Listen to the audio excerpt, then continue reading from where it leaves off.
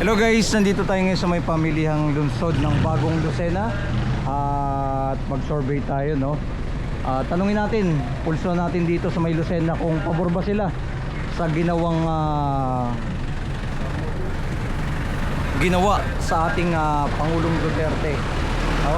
Survey natin dito sa may Lucena. Tanong tayo dito sa ating mga kababayan.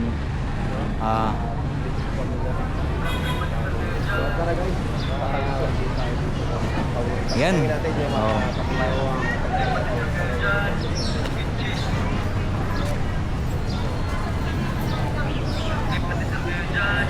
Toto sila mami. Sila sir.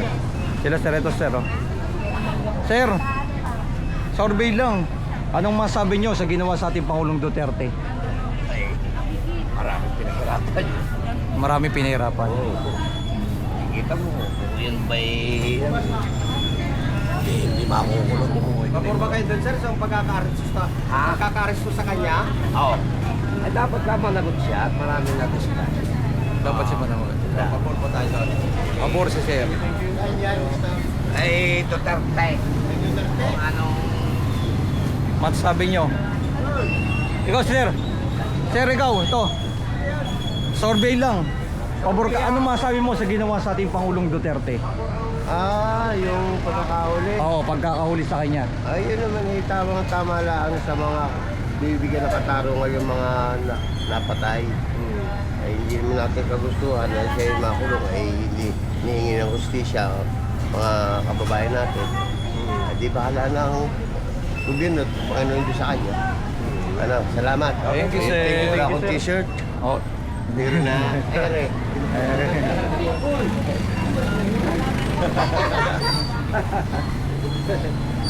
to si sir.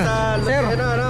pwede kang tanong namin. Opinion lang po, opinion lang po naman. Ano masabi nyo sa pagkaka-arrest kay President dating Pangulong Duterte? Rodrigo Roa Duterte na ngayon ay nasa Netherlands. Pabor po ba kayo o hindi? Sa ko, hindi ko alam kasi balikbayan. Balik ba yan? Oo. Hindi alam. Mahirap naman tayo mag-comment. Hindi natin alam ang nangyayari. Oo nga po. No comment pa si sir. Hindi pa siya. Sir, pwede ka namin matanong? Ay, hindi ko. Tayo. Ma'am. Sir, Ito. Sir, tanungin ka lang namin. Anong masabi mo? Ay, wala siya. So, dito. si Kuya. Sir, pwede ka namin tanungin? Ma'am, tanungin ka lang namin. Anong masabi mo sa pagkaka-arrest kay President Duterte?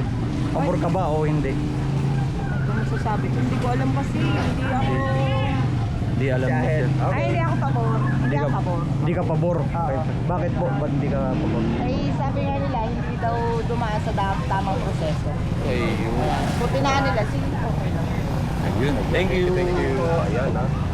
Okay, eto. Sir, tanungin ka lang namin. Survey lang. Pabor ka ba sa ginawa ng pagkaka-arrest kay President Duterte? Hindi po. Hindi siya pabor, sir. Bakit sir? Kunting opinion lang po. Oo. Wala Ikaw, lang. sir? Wala. Basta hindi siya pabor. Hindi pabor. Busy. Ma'am, tanong lang. Pabor ka ba sa ginawa sa ating President Duterte ng pagkaka-arrest? Ay, wala akong masabi. Walang masabi. Ikaw, ma'am. Ito to si ma'am. Ma'am, ikaw. Magaling mag... Anong masabi mo sa pagkaka-arrest ng ating President Duterte? No comment. Okay, ma'am. Pwede ka tanungin?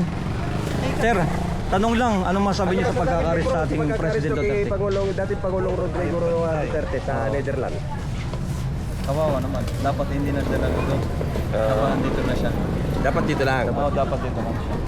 Pero He okay lang deserve po. to come back again. Yeah. He deserve to come back. He deserve to come back. Yes. Thank you. Sir, pabor ka ba na inaresto si dating Pangulo? Hindi. Hindi. Bakit? Bakit po? Mas maluwag nung una eh. Mas Ah. magandang wala na masyadong adik-adik ngayon eh. Dati takot ang mga ngayon hindi na yata eh. Hindi na yata takot. Thank you. So hindi kayo Dati, pabor? dahil sa dito eh. Dami na ng mga adik na mga nangangalat dito eh. Kahit dati wala eh. So ngayon Namatay sila eh pag...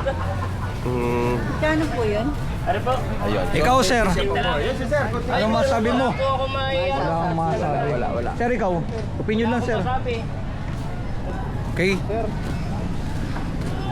Sir, pwede ka namin tanungin anong masabi niyo sa pagkaka-arrest sa ating President PRRD? Ay ano? Pabor po ba kayo sa nangyari sa kanya? Sa kanya, dinala po sa Netherlands. For me kasi po Duterte po ako eh.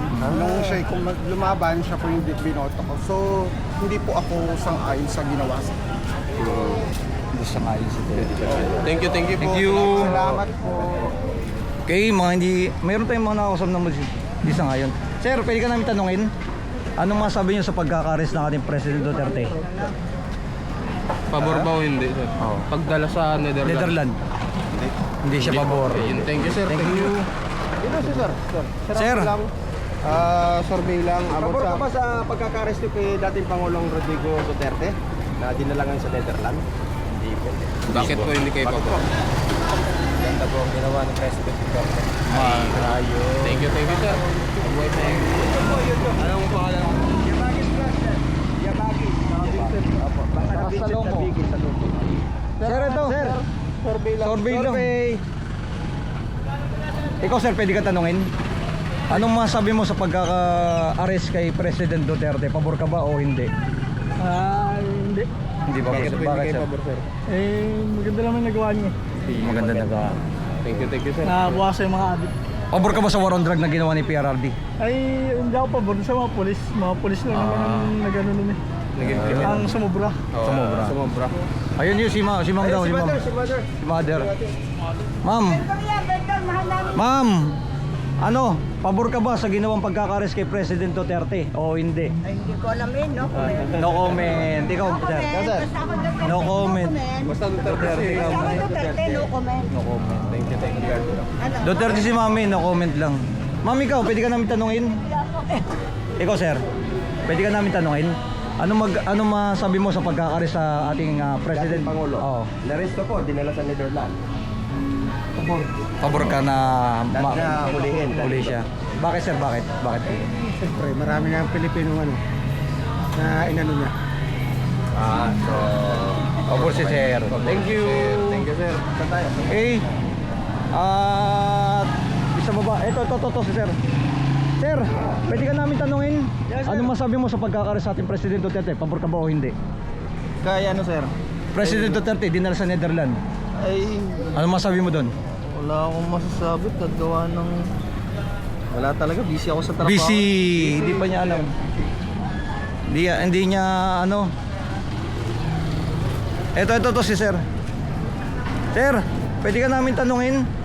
Anong masabi mo sa pagkaka-arrest sa ating President Duterte? Pabor ka ba o hindi? Hindi ako pabor. Hindi siya pabor. Bakit, sir, hindi ka pabor? Wala tayong magagawa sa mga yan eh.